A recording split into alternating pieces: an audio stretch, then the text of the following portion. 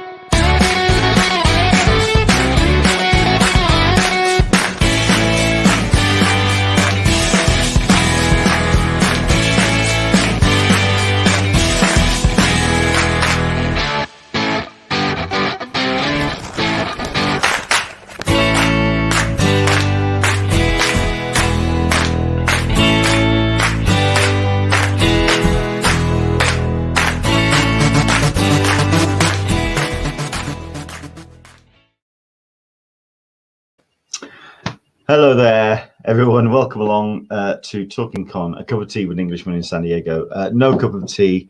I've got myself some water because it's a particularly warm day today. I'm hydrating the best I can.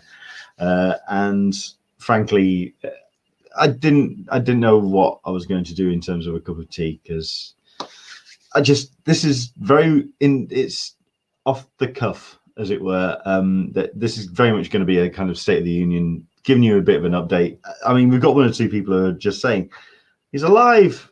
He's alive. Yes, I'm kind of reminding people that I'm still around, considering that next week is Comic-Con at home. So yes, if you are watching this on my personal Facebook, you're probably wondering what the hell this is all about. Just to quickly explain, I used to do on a regular basis a live stream which talked about San Diego Comic-Con, Comic-Cons in general, pop culture. We got to interview some really cool people. We got to have some live streams coming from the floor of conventions.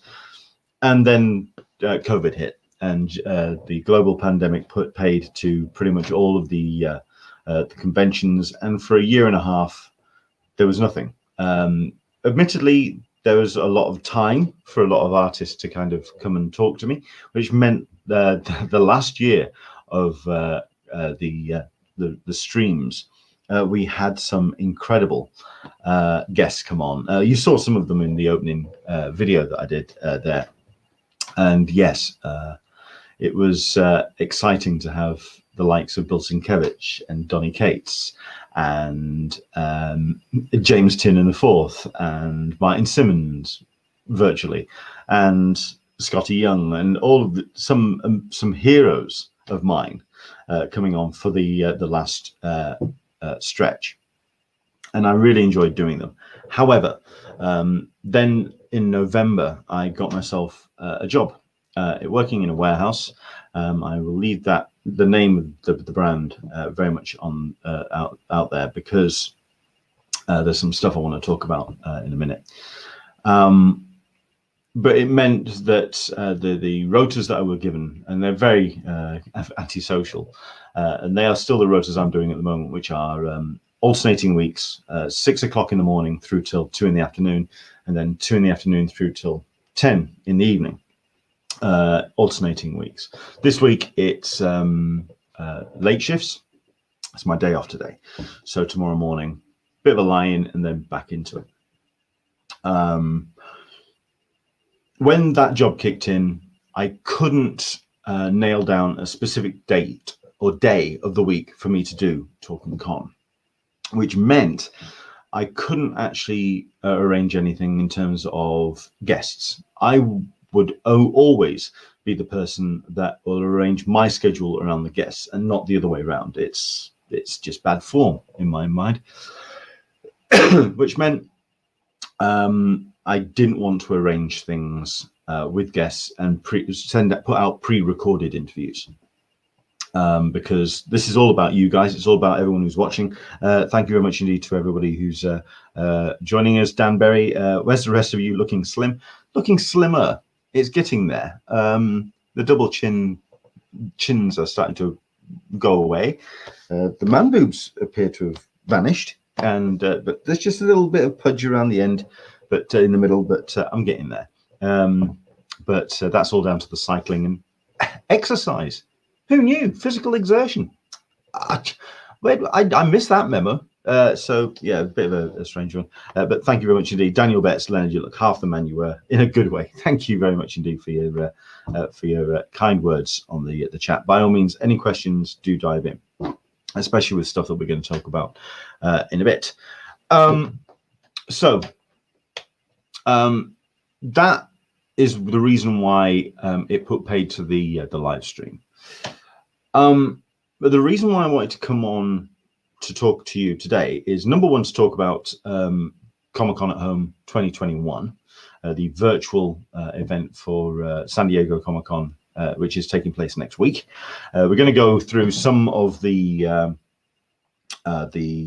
schedules that have been posted, talk about some of the headlines, some of the absentees that have seriously pulled the plug on this particular event, and what that actually means for Comic-Con, even the the IRL edition, which is taking place in November and also next year as well. We've got Michael P joining us. Looking good, Leonard. Thank you very much indeed.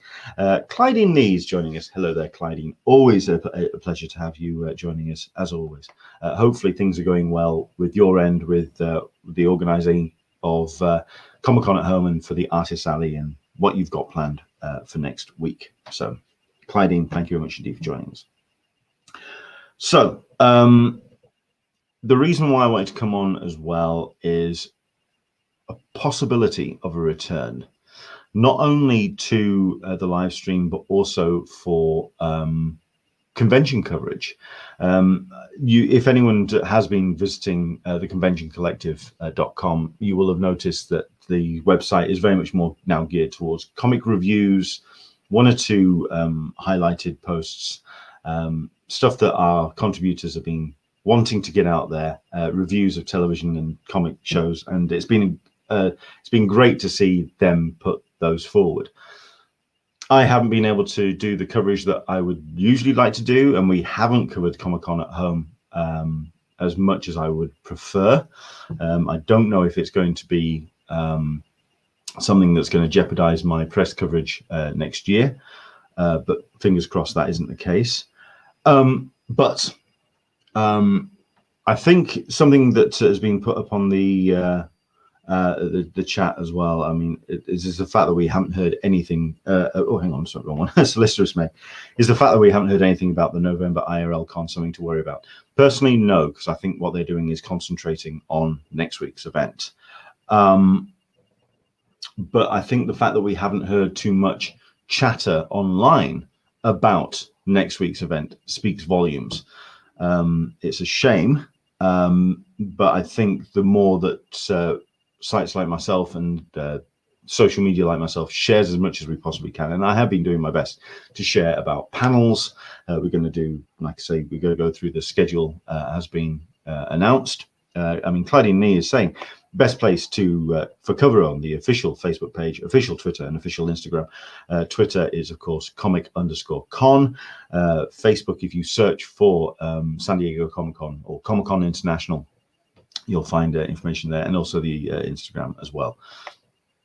Stuff's happening.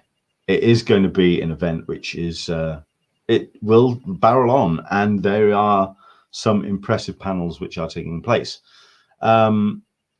What that means for next year, and whether people can feel that perhaps the momentum is a little bit lost. Maybe this could be that sense, the ability to have San Diego Comic-Con rein itself in from the monolith that it was, that it turned into, to turn into a slightly more rarefied event, which should be good. It kind of will, it just dials things back a bit, and I personally have no problem with that. We'll see how it goes, but also we'll see how next week goes and what the chatter is like. Like I say, a couple of important people that are not showing up. We're not going to be having much. Well, we're not going to be having anything from Warner Brothers DC. Of course, that is down to DC having their own event. The DC Fandom returns for 2021. Admittedly, it's something which I had mixed feelings about last year. Hopefully, they'll have addressed some of those for 2021. But I suspect, because of the amount of coverage that it did get, I don't see them changing. They don't see the need to. So I think it's going to be a rolling 24-hour, basically a video package, which they'll just hit play on. Hopefully they'll have a little bit more of an interactive element to it. But that's all down to DC and Warner Brothers at this point. We're, of course, looking forward to seeing what DC are going to bring to the table. The Batman is still on the cards. I know that the production is just about to get started for the Flash movie, and also for a couple of other DC projects, which I'm not allowed to talk about. Toby is letting us know, talking about this. Con merch site is up. A few things sold out already. No big surprise there. They've got a zippered hoodie up for sale, but right now only XXL left in stock. A number of the merch items I wasn't too impressed with, to be fair. I mean, I did quite like the look of the rucksack. The rucksack looked rather impressive, but other than that, I feel that it's a little bit lacking. But I mean, I'll see if I can just dial up the page, so at least then we can kind of look through what's actually being put forward by Comic-Con this year. So at least then you can all have a look. That would be that one. That's what I'm looking for. There we go. So yeah, it's apparel and bits and pieces. I mean, you've got a couple of sunglasses. The crystal dye T-shirt looks rather cute, but it has got the Comic-Con at Home logo, and I don't necessarily want to be reminded that we are watching this at home. This is merch for a live stream or a bunch of videos on screen. If I'm going to buy merch, it'll be for a souvenir of my trip to the actual event itself. But still, some bits and pieces there. I do quite like the glow-in-the-dark dice set. That's rather cute, and the ocean style striped tee as well. But yes, the end of line T-shirts are still going to be very popular. But yeah, where are you? There was that backpack. $50 isn't necessarily too shabby, and yeah, it's rather cool. It could have done with a couple of bits and pieces just for you to put a battery pack in there or something. You know, some leads and bits and pieces. It is a backpack with the Comic-Con logo. It's cute enough, and yeah, that's available at the moment. Let's see who else is jumping on as well. Solicitor Smeg, do you think panels being put online on YouTube will continue when SDCC comes back IRL? If they don't, I think they're missing out. But again, as it was last year, it's down to us watching the content. I put a post up last year about the traffic that each of the panels got. Yes, the big Hollywood panels did get the lion's share of attention, but the uptick wasn't spectacular over the course of a couple of weeks. People watched those panels in the first 4 days, and then the numbers and the metrics just kind of slid down. we've got to support them. We've got to watch the content if they're going to provide it, if they're going to invest in recording. I mean, we kind of saw this before when they tried organizing an online element with their live streaming channel, Comic Con Online. They teamed up with Legendary. They got cameras in every single panel room. They recorded as much content as they possibly could, with the intent of putting up on their own channel, and then ultimately it went up on Amazon Prime. However, if we don't watch the videos, if we don't watch the content, Comic-Con are just going to think, why spend that time and effort staffing the cameras, staffing the video switches, doing all the edits, getting all the bits and the material together, uploading it onto a platform like YouTube, if no one's going to watch it. So we've got to support if that's going to continue. I mean, I would personally love for content to be available. If anything, I'd love it to be a little bit more live. I'd like it to be available streamed, but I don't think we'll ever get the chance to see that. Geeky Explorers, good evening. Glad to see you back. Thank you very much indeed for joining us. Super Catchick. Hey, everybody. Yeah, thank you very much indeed. And Sabrina Jackson is watching. Hello there, Sabrina. How are you? Thank you very much indeed for joining us along. We also have Joel Meadows, who's joining us. Welcome back, mate. The reason why I'm going to highlight Joel is for something that is hopefully going to be happening next month, sorry, which is the Tripwire Awards. Joel is the editor-in-chief of tripwiremagazine.co.uk, which is a comics and pop culture site. Has always been at the forefront of covering comics, both mainstream and independent. And we've come together. I've been someone who's put his nominations forward, and hopefully I'm going to be available to go down to London to host the Tripwire Awards, which are taking place, I believe, on the 26th of next month. However, we're still looking for your votes. If you are a comics fan, and if you want to celebrate the books that have come out over the last 14, 15, 16 months, please head to tripwire.co.uk, tripwiremagazine.co.uk. Click on the awards banner. It'll take you to the voting page. Put in your votes. Anyone can vote. All you have to do is just a comic fan, and put your nominations forward. I will be, like I say, announcing the winners at a live event that's taking place in London. That will also be live streamed, and I'm looking forward to it. I think it's going to be a lot of fun. But I wanted to highlight that because Joel is he's a good sort, and the people that are being put forward for the nominations, it's a hell of a roster. I mean, the one thing that's been really impressive about comics, not only in the mainstream, not only in the independents, but also in self-publishing and crowdfunding. We've seen the reports about sales going up, that the manga market, the young reader market has been exploding. This is fantastic news. And next generation and new readers coming into the art form. The more that happens, the more that we can celebrate comics. So please do visit tripwiremagazine.co.uk. Click on the button taking you to the voting page and put your votes forward for the Tripwire Awards 2021. So I wanted to mention that. Right. So the coverage that we've been doing so far, I will admit, has been very substandard. Hopefully you've been following along with the Comic-Con unofficial blog. They've been doing a great job as usual. It helps, of course, when they've got the numbers and the writers and the contributors to do what they need to do. Kerry, of course, has been doing a fantastic job in editing that whole site. So it's been great to watch what they've been bringing forward. We've done our thing, which is the Sandbox Spotlight. Sandbox has been a part of the conventioncollective.com, where we showcase comics, comic reviews, upcoming releases, etc. But Spotlight is something that came from Dan Berry, and he's definitely been the spearhead for this. And it's been our virtual artist alley. I think I should bring it up because it is.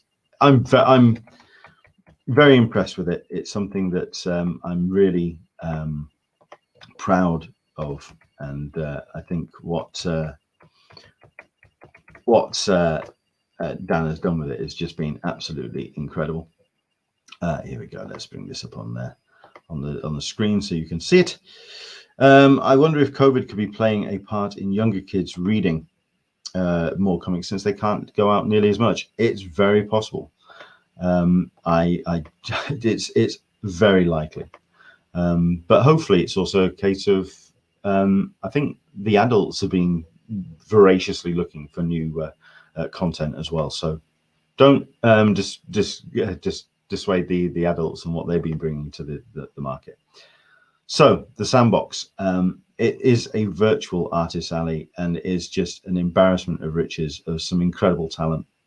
A little bit bloke heavy, not going to lie. We're going to do our best to try and get some more of the not blokes represented, non-binary, POC, and just generally highlight more talent that you would see at a comic convention. I'm also going to do my best in the next couple of weeks to put in the dates of when these artists will be appearing at conventions.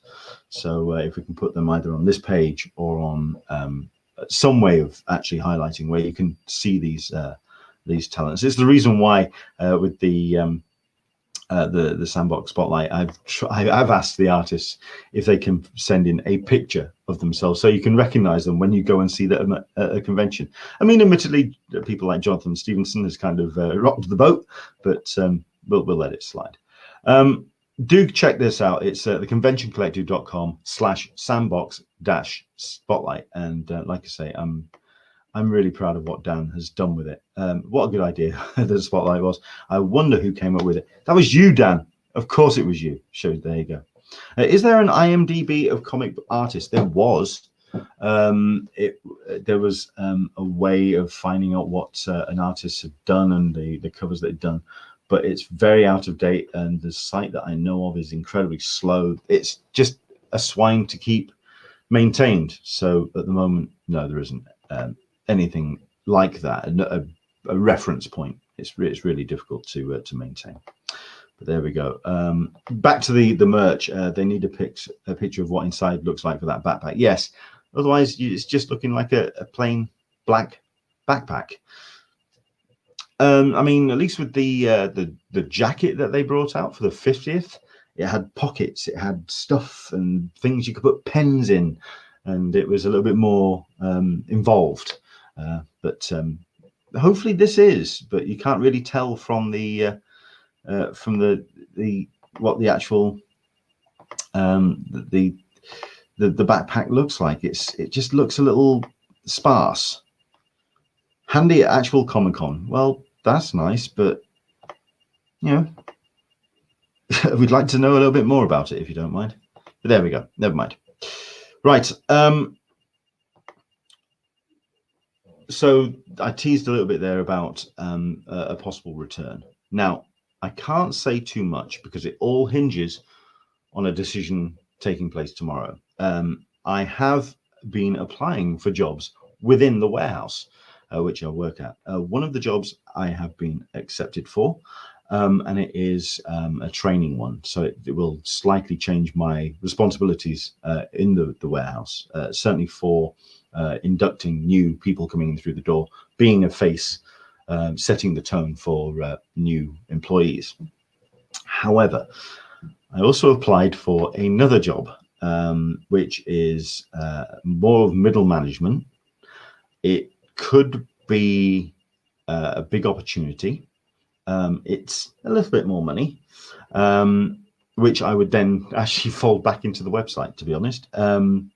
But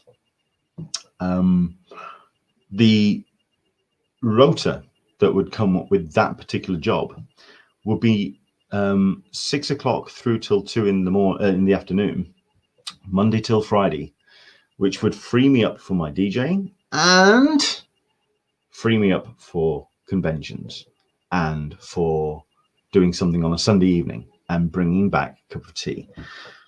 Because yes, I'm doing the whole business with the warehouse, and it is a total shift in what I do. It's a totally different. It's utterly different to everything else I've ever done. in an ideal world, in an absolute ideal world, I would have enough money, or I'd earn enough from DJing to have the day to collate the site, to do the podcasts, and to go to Comic Cons. But that is very much the dream, isn't it? That you can just sort of play around and read comics and then go to Comic Cons and talk to comic creators. But at the end of the day, you have to work. And that's what I suspect that's what I'm going to still have to do. I find out tomorrow about the result of the interview that I had. I'm crossing my fingers, and please, we've got 23 people watching now. Please cross your fingers for me. It will be another change, and yes, it will be middle management. Shirt and tie time. Shirt maybe, tie maybe not. Definitely have to stick with the high vis vest and the steel capped trainers. But it would free up my afternoons to do the website, and then the weekends I can concentrate on doing Comic-Con stuff. I really hope it works. I hope it comes off, because this is what I want to do. I'm not going to lie. This is the kind of stuff I want to do. I want to do live streams. I want to do interviews. The people that I got the chance to speak to in the run for last year, I still remain blown away. So I want to do more of that. I want to do more panels. I want to do, I mean, it even spoke volumes that I applied for a week's holiday to attend Thought Bubble. And I was even contemplating that if I didn't get that holiday approved, it's in November, it's a red month, it's a busy period for the warehouse, that if I didn't get that holiday approved, that I would quit the job. That's how much, I mean, that's a skewed perspective. That's just not, even I know that's not responsible. But Thought Bubble it's a highlight, and I'm missing cons. I'm not going to lie. I want to get back out, and I'm double vaccinated. I'm hoping more people are out there vaccinated. If you are, thank you. If you're not, please get yourself vaccinated. It's not just protecting yourself, it's protecting other people. And I want to get back to the conventions. So fingers crossed that, well, I mean, number one, I did get the holiday approved, as it happened. So I will be at the Thought Bubble. Might as well quickly then talk about coverage for conventions coming up. I'm going to be checking the rota. Hopefully one of the days for Lakes, I'm going to be available. Yes, the last con was Thought Bubble 19, the last one I attended. Thank you very much indeed for reminding me about that, Andrew. Much appreciated. This is what we are going to do for the convention, for the coverage, though. Let's start with Comic-Con at home. Yes, we haven't been putting out the updates that we should have been doing. I am going to be doing a post for people to look at the panels. I'm going to do my best to do a post like I did last year, which actually got a thumbs up from Eddie Ibrahim, who's the director of programming at San Diego Comic-Con, where I took the programming of all the panels, the live presentations that are going to be up on the Comic-Con YouTube and social media, and collated them as though it was a real convention. What room they would be in? Would it be in Ballroom 20? Would it be in Hall H? Would it be in 2ABC? That kind of thing. And I'm going to try to do another one of those posts, and I'll hopefully have that up on Sunday. Let's have a quick look at that, because it's got to be said, in previous years, I've also just listed the entire setup. I've just listed the full panel schedule. As it happens, they've done a great job on this particular website. It's been done using Eventeni. I have no idea how on earth you're supposed to pronounce that. This is local time to me, by the way. So this is, if you actually click on it, it should tells you it's GMT plus 7 hours. So take 7 hours off those, and that's what you're looking at. So it is a slightly different setup, but what they've actually done with the pages is really impressive. Just to kind of, you just scroll through and you can just get a sense of the panels that are up and running. I'm going to talk through a couple of the highlights for myself, which I've seen going through. Andrew Dickinson, shouldn't that be 8? Yes, it should. But I think that's also down to the haven't we got daylight savings happening soon? So I don't know if that's going to change, but we'll soon find out. Graham Small, I'm all jabbed up and have flights booked for New York Comic Con and San Diego Special Edition. I'm not jealous, not at all. I'm not bitter. So, Graham, I'm very happy for you. Let's have a look at this. Super Catchick. I'm so excited to get back to cons. I'll be at Crypticon, Kansas City this weekend. Enjoy, please. Jump in on social media. Let us know how you've done and how the convention has gone. How they are organizing not only to protect the guests but also the attendees. Please let us know, because yeah, let us know how Kansas is, being responsible in that regard, because we're not out of this yet by any stretch of the imagination. Dan Berry, the last con for me was San Diego Comic Fest in 2020. Yes, that was probably also one of the last conventions to actually happen before the lockdown pretty much brought down the hammer. So there we go. Andrew Dickinson, no, we should be in sync. Graham Small, see you in San Diego. Yes, looking forward to that. Graham Small, planning for MCM London. I am going to be putting posts up, but I will not be attending that particular show. I can't get the time off work to attend. It's entirely down to this decision tomorrow. You never know. I may be able to make it down for a day or even 2, but for now, it's a no. What my intentions are when it comes to coverage: San Diego Comic Con or Comic Con at home. Going to be posting my thoughts on what panels would be appearing in the bigger rooms, so your ballroom 20, your hall H, doing kind of like a virtual programming schedule as if it was actually happening live on site at the convention center. It was a post that I did last year, and it went down pretty well. I like to think. Like I say, the post up, the director of programming, Eddie Ibrahim, saw it, and he said, you know what, this has been an interesting look into the perspective. I'm so glad that I'm not having to do this year.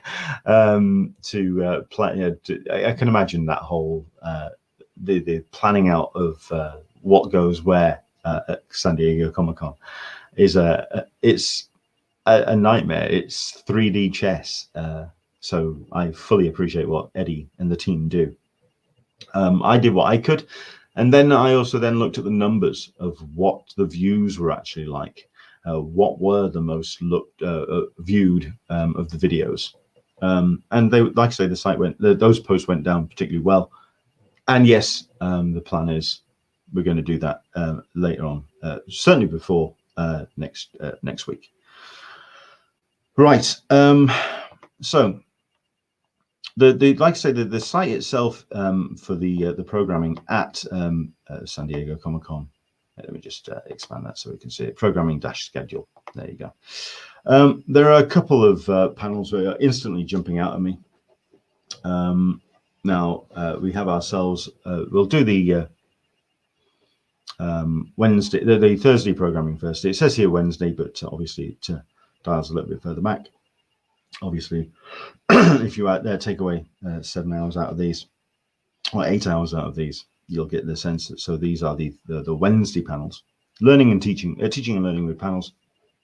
Now you do have the likes of Peter Carlson, Susan Kirtley, and Terry Garcia from universities and schools, but you have the likes of Kelly Sue DeConnick celebrating her birthday today. Happy birthday, Kelly Sue, and the other half, and that fraction as well.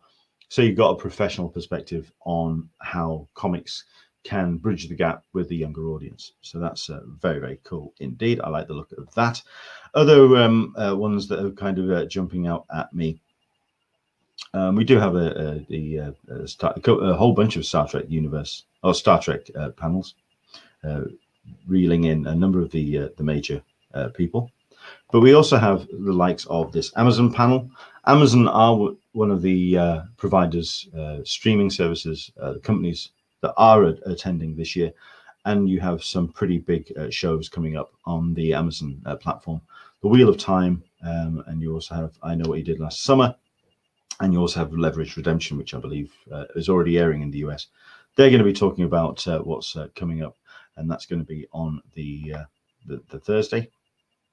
Legion M, good to have them returning. Admittedly, still waiting on some more content from them. They've been hyping some more interactive stuff, which they're doing cross multimedia.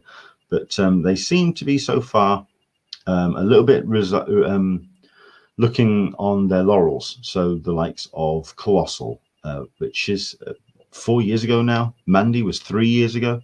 So hopefully Legion M are looking to a little bit more to the future. Marvel Comics X-Men, a hell of a lineup involved in this particular panel. Veta Attilia, who's writing at the moment for Children of the Atom, Jerry Duggan, Leah Williams, and Jordan D. White, all coming together. It's never been a more exciting time to be an X-Men fan. The range of books that are out there, what Marvel are doing with the X-Men universe speaks volumes, because you look at what they are hyping on the printed page. They will then feed that into the live action stuff. X-Men is doing particularly well for the Marvel setup at the moment. So keep your eyes open, because I think it will give you a sense of what to expect a little bit further down the line in the multimedia stuff.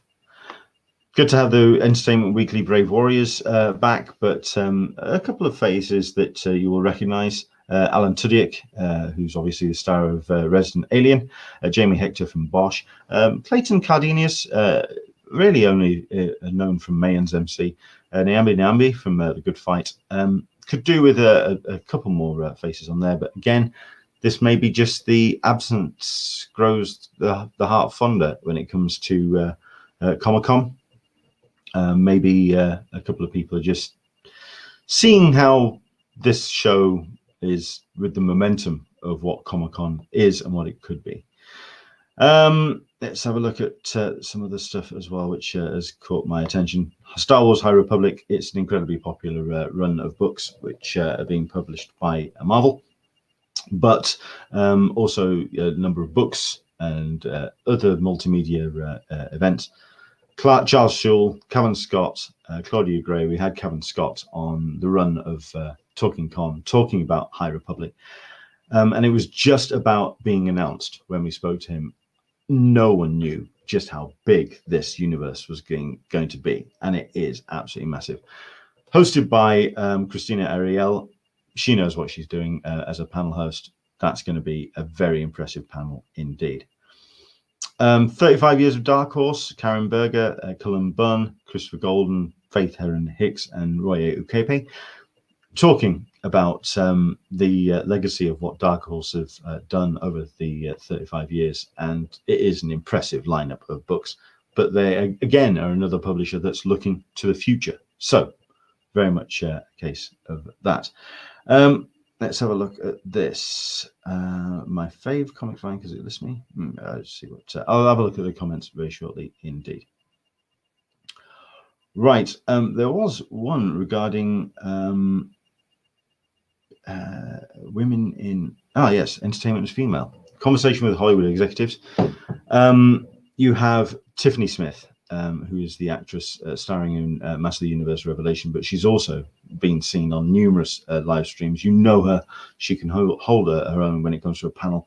But the people involved, the likes of Jeanette Francis from Bad Robot, Sam Crowley from Skybound, Greg Cusack from Hasbro Studios, Nete Nojeka from Boom Studios. This is a massive bunch of incredible talent talking about the women executives, the creative process, and how they have been bringing content to the screen even during a pandemic. That is going to be an interesting one, and I would heartily recommend checking that one out. That is going to be at it says 10 a.m. here in the UK, so it's going to be 2 a.m. in the morning. That seems a bit strange. We have to have a look at the time of that. That's not right, is it? 10 a.m. in the morning, US time. Okay, we'll go with that. Pacific time. Ah, there you go. There's my it all kind of it does show. It does show. So, like I say, if you do check out the page, it really does list very comprehensively. I mean, we've got Andrew Dickinson saying that it seems like there's less panels. I don't think so. I think it's just more covering not the bigger titles. It's very much going back to niche. So if you've got the likes of CBLDF, you've got a thrillers literacy panel listed here. But you do have the likes of Rick and Morty. You do have the Fear Street trilogy for Netflix. Netflix Geek Netflix are going to be representing particularly hard at this particular live setup. So there's plenty of bits and pieces to see. But yes, there is some noticeable absences. So instead of those headliners that you would catch filling the pages of Empire or Entertainment Weekly, this is more going into the real weeds of fandom, which is great because it allows those fandoms to breathe, to really kind of to develop and to have an audience. One of the advantages last year, which was highlighted, I think it was Matt Dunford, who hosted a panel, and he turned around and said, if I'd have hosted that panel as San Diego was, it was something that wouldn't have had remotely the numbers that we had online, and it allowed us to get to a bigger audience. That is the advantage of having the streamed content, and that's what I hope Comic-Con will take away from that. But there we go. I'm hoping that this could be the future of Comic-Con, to really, really give a platform to those marginalized fandoms. And I hope more of the same, please, because yes, the headlining element did make a lot of noise and got a lot of people through the door, and we saw crowds galore outside the convention center. But let's also remember the fandoms that got us there in the first place.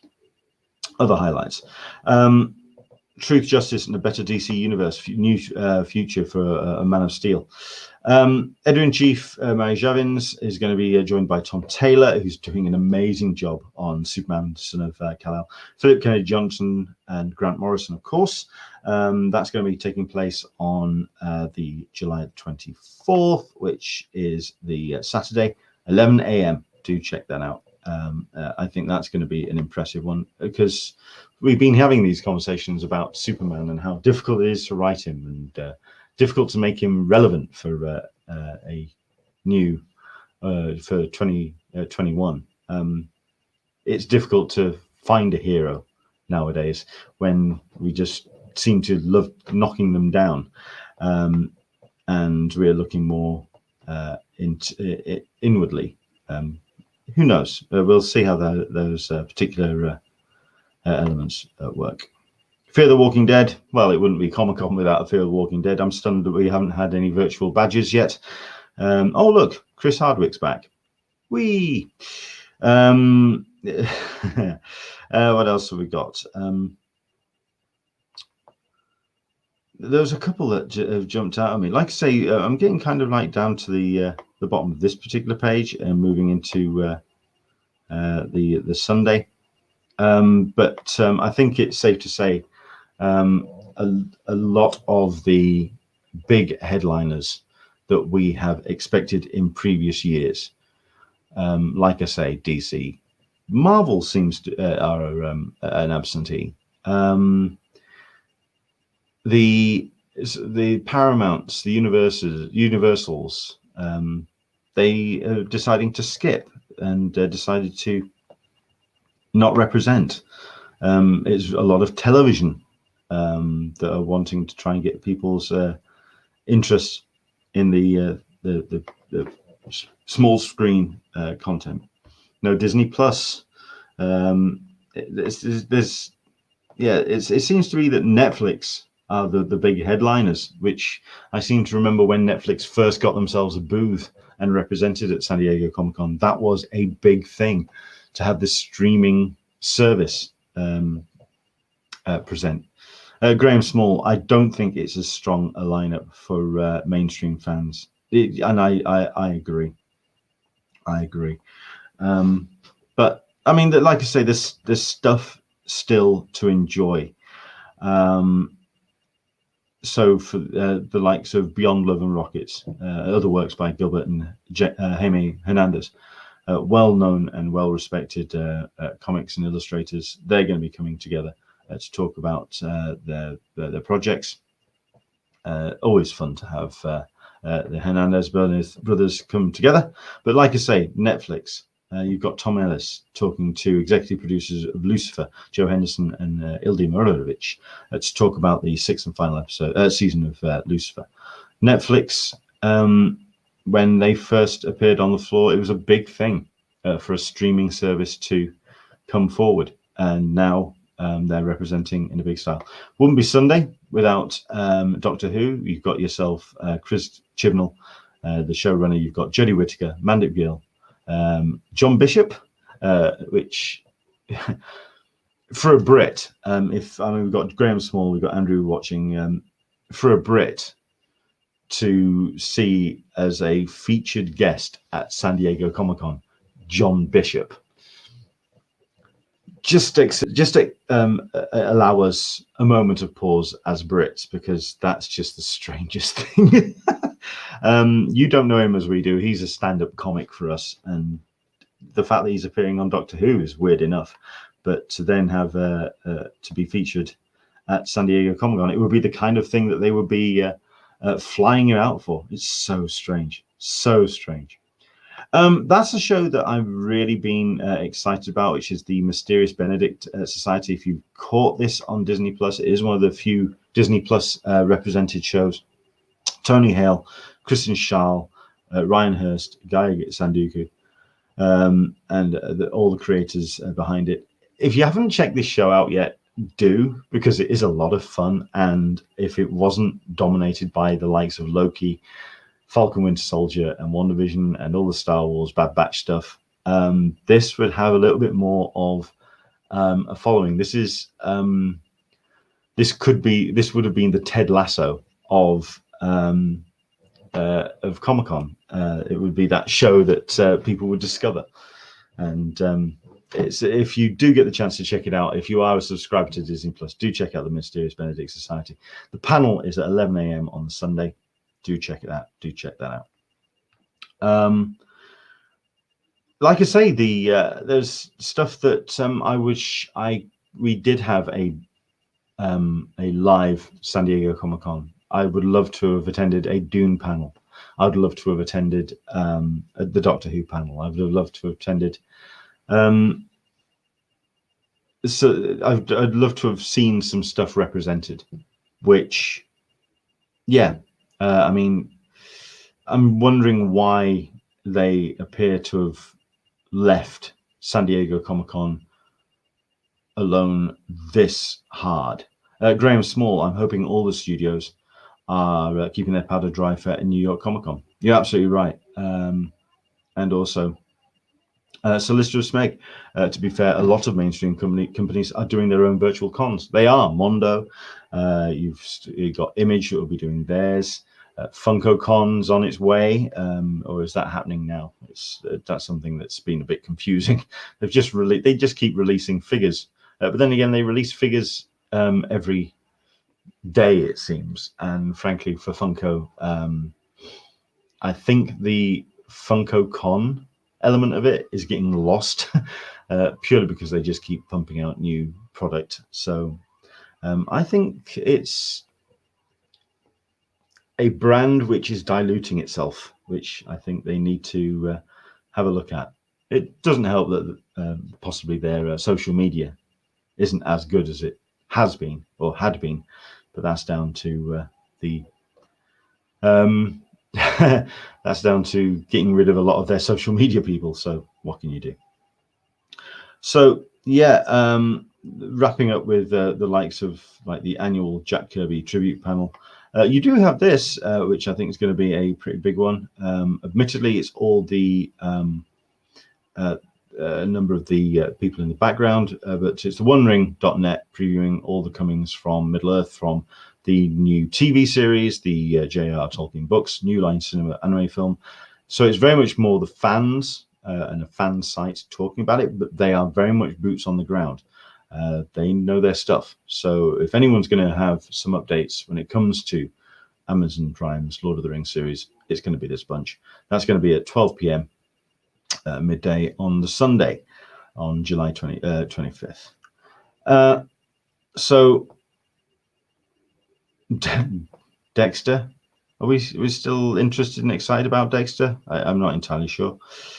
Art of Stardust with Neil Gaiman, it kind of jumped out. Always good to have Neil say hello. A special introduction from Neil, so that's not going to be a long chat, but it's going to be more about the book itself. So Charles Vess is going to be talking about Stardust, but any chance to have that man appearing at Comic-Con, bring it on. The music in super motion pictures and super television soundtrack of comic book characters and superheroes. Yeah, considering you've got some of the biggest names in soundtracks at the moment, Tyler Bates, Christopher Beck, Christopher Leonard, and Brian Tyler, each and every one of them are absolute legends, and what they've been doing so far has just been incredible. So that is going to be, for me, an actual, it's a must see. So yeah, very much looking forward to that particular panel. That's going to be at 2 p.m. on the 25th. Now, remember, all of these panels, this is when they're airing, but they are going to be available to watch after the fact, which was where the Eisner Awards kind of shot itself in the foot. I think the Eisner Awards should be listed somewhere on the lines. No, it's not there this year. Okay, fair enough. The Eisner Awards last year, it's the Oscars of the comic industry. It's a way for people to discover perhaps some titles that they haven't been aware of, and of course shine a light on the big headline grabbers for the whole industry. But last year, the video itself, when it got posted as a YouTube dump. So it just got made, it was a video and it got made public, which meant people could just scroll through and find out who won instead of just watching it live. That's what you're going to be getting with most of these panels, that I think a lot of people are recognizing, certainly from last year and from other panels as well, other virtual conventions. You don't have to watch it live. You can just kind of come back to it. Last year, there was that sense of let's enjoy it as though it was the real deal. But I think a lot of people just kind of fell out of that very, very quickly. So now it's just a case of a staggered dump of content. Yeah, I'm hoping that it's going to have an audience. The stuff that's been put up there is very niche, but I'm curious to see how it's going to go. Graham Small, DC did it better last year. They did it better from a stylistic point. It looked incredible. It was incredibly slick, and it was the sheen. It had an obvious amount of money being thrown at it. But what I felt it didn't have was the interactivity. It was effectively a video stream pressed play on a server. Yes, that was the only way you could watch it. I think the videos were then put up online for the brief period of time for like the week. But as Marcy Brett says, without the social aspect, it's lacking the connection for fans. And for me, it was great to see the videos and people were getting excited about it, but that's a very one-way conversation, and those conversations tend to fizzle out. It speaks volumes that the conversations that we've been having about Loki, about WandaVision, about Falcon Winter Soldier have stayed and maintained because there has been this to and fro, this backwards and forwards, this encouragement of content and conversation. DC fandom, it just hit play on that 48 hours worth of rolling content, and that was it. There was no real to and fro, which I felt was a bit disappointing, but there we go. Right, so that's what we're going to be doing. We are going to be watching some of the videos. We're going to be reviewing them. I'm going to do my best to put my thoughts up on the panels which I do get the chance to watch. I am going to be doing, like I say, my the post about where I feel some of the Hall H Ballroom 20 kind of panels would be, the Indigo Ballroom kind of panels. It is going to be harder this year because there isn't the headline grabbing. Fine, you've got your Dexters. Yes, you've got your Doctor Who's, but you don't have you don't have your Top Gun kind of Tom Cruise kind of appearance. You don't have the absolute headline grabbing content. So where does that leave San Diego Comic-Con? So there we go. I mean, Marcy Brett, I'm still baffled by the lack of official Discord for this. I'm guessing you're talking about Discord as the actual website, the kind of like the mini forum for it. But I think just general in the use of the word Discord, just general communication, just general chat about Comic-Con at home. Hopefully that changes next week as it actually drops. But I'm going to do what I can, and Dan Berry and everyone at the Convention Collective will do what we can to kind of get people excited and interested in this. But it's just a case of getting more people talking about it, because if we don't, then yeah, it's the flame's going to start going out. Solicitor of Smeg, CCI should take a hint from podcasters and release the whole panel and then cut it up and release clips. This will help the panelists probably get more exposure as clips do better in views. Correct. That's a social media thing. They don't actually have a social media department. They have press, but they don't have someone who is a social media manager, as far as I'm aware, at Comic-Con International. They can't afford someone like that in the department. I think it's something that they could do to expand, but I think we could say that about most conventions, frankly. So that's just, yeah, that's something else. I'm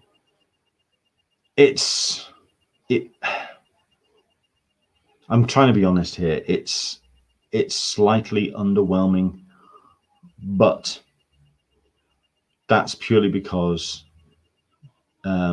there's nothing there which you would queue up 5-6 hours overnight for. At the end of the day, however, as somebody who's walked around the upstairs of the convention center and just walked in on a panel and found myself fascinated, or found myself with a new fandom, or just wandering the halls and wandering the panel rooms and just dropping in, that for me is exciting. The level of disparate fandoms being covered here is good. It's just a shame that we're missing some of the bigger names. But there we go. Okay, so we haven't been announced for a Kevin Smith panel, but then again, he's why should he? He's more than happy doing the likes of well, he's got his He-Man panel. And that's all he's doing at the moment, isn't it? He's doing Fat Man Beyond, and frankly, he's making a little bit of money from the Kevin Smith Club at the moment. So it's that's kind of elements a little bit missing as well. I can't say I'm excited for Comic-Con at home, but I'm intrigued and interested. Of course I am. So I will be watching the panels the best I can. I'll do the post about which rooms they will go into. I will then also do a post about the views that the panels are getting, depending on what those view numbers are like. If those numbers are embarrassing to Comic-Con, then I may dial back on that, but we'll see what happens. Solicitor Smeg, I wonder if they're going to try and make the next IRL SDCC a bigger event, i.e. more panels exclusive, since Congos are style for cons. That's the great question. But again, it is down to getting the studios involved, getting the publishers involved, getting everybody involved. Because if they don't go hard next year, that could be dangerous. So there we go. Again, we're also looking at November as well. We want to see what the first IRL Comic-Con event is, the virtual, the Comic-Con special edition taking place in November. Toby, I've got a friend who works for the convention center itself. He told me there are a ton of conventions they want to cram in between now and the end of the year. November's SDCC event might be touch and go. Oh, okay. Let's just, well, we'll wait till we get an official announcement, but I wouldn't be at all surprised. Don't forget, while San Diego Comic-Con makes a stunning amount of money for revenue for the actual city itself, with the amount of money that's made from people walking the gas lamp, hotels, spending at restaurants, spending in shops nearby. For the convention center, it's a straightforward rental hire, so they get the same amount of money. There are other conventions which make them more. So yeah, I understand that. Toby, again, touch and go is my opinion on that. We'll see what we'll see. I personally think that they'll just go through with it. It's something that's booked, and they'll want to also keep the relationship with Comic-Con International sweet. Yeah. I know, like I say, we've got Graham Small who's attending. I know Dan Berry's wanting to go to the special edition. We'll see how it goes. It's November. I'm sure that is going to get here a lot quicker than you think. Right. I don't want to outstay my welcome, so we'll wrap this up very shortly indeed. Okay. Tomorrow is the deadline. Tomorrow is when I find out exactly what is happening. I want to keep doing Talking Con. If it is the case, if I can bring it back, it will be season 9. We'll be starting up fresh. We'll get a little bit more branding. We'll do something else. I don't think I'll be changing much with the opening video, but yeah, we'll start with the ground running, and we'll get some great guests on. But this is all down to the announcement next week. It's also my first real middle management job, so it may be a case of I'll work there a month and they realize they've made a horrendous mistake and then fire me. So who knows? But like I say, I get the announcement next week, tomorrow. Tomorrow's when I get the final word. Fingers crossed for me, yeah? Thank you very much, Janine, for watching this. I wanted to touch base. I wanted to let you know what's going on. Oh, also, like I say, Lakes, I'll try and attend at least 1 or 2 of the days. I think Lakes Festival is very impressive this year. There's some great people that are appearing in that particular event. Also, we've got, like I say, Thought Bubble. I'm taking the full week off for that, so I will be bringing as much content from that convention, which will be the UK's first big comics-led event. It is going to be massive. The guest list is insane. It's very, very impressive, and I'm looking forward to Thought Bubble this year. I've got the whole week booked off, so I'll be doing my best to bring as much as I possibly can live to you for that. Beyond that, watch this space. We'll see what we can do, and we'll continue to try and bring as much as I can. We'll continue to update the Sandbox Spotlight. I'm going to do our best, like I say, to get some more POCs, some non-binaries, some basically not white blokes showcased on that particular page. Yeah, we'll do what we can with that. If there's anything that you want us to cover, if there's anything you want us to put up on the site, if there's anything you want me to live stream about, drop me a line. Englishman SDCC, there's my Twitter handle. Please do get in touch and let us know what we can do and what I can do to get back onto the screen, and just because I've been missing this. I've been missing you guys. This has just been a joy seeing some faces, some old friends coming up on the chat. Thank you very much indeed for joining me for this. Marcy Bretts, please come down to the SDCC Shrine to give blood if you are able. Head to sdccshrine.com. Last year, I wasn't too sure about it being called a shrine, especially to Comic-Con, a shrine to an event. But I think now a shrine to commemorate those we've lost, the businesses that have folded, to celebrate those who are now missing. I've no problem with calling it a shrine now. Time does a lot to kind of heal something like that. But there we go. No, head down to the shrine, which is by the Tin Fish down in Gaslamp. I believe it's getting kind of settled up now. Do head down sdccshrine.com for more information about that. Karma Savage is joining us. Hello there, Karma. How are you? It's exactly how I found Joe Hill and Lock and Key. This is about discovering a new fandom from all those disparate fandoms that you find in the smaller rooms. Wandering the halls and looking for a room to sit and rest in. Finding Lock and Key. Wow. Lock and Key. I mean, that's the thing. We've got supposedly we got a second season of Lock and Key coming. It's upsetting that that kind of got lost with the amount of content that came out. Lock and Key kind of appeared on Netflix around the time that the pandemic was really kicking in. So Tiger King was getting a lot of noise, and just generally the pandemic, people were talking about that rather than talking about content. It's a shame that Lock and Key got put under the rug like that. I'm looking forward to season 2, if and when it shows up. But there we go. Right, that's me. Watch this space for tomorrow. I hopefully will have some more information by the end of the day. If and when Talking Con comes back, it will be in about 2-3 weeks' time. Hopefully, when I get some more guests all lined up.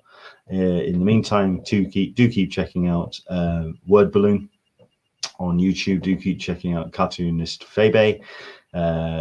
Keep checking out the original Drink and Draw, featuring Joe Quesada and some other amazing artists. There are some great podcasts out there. There isn't the noise and there isn't the chatter that we had last summer.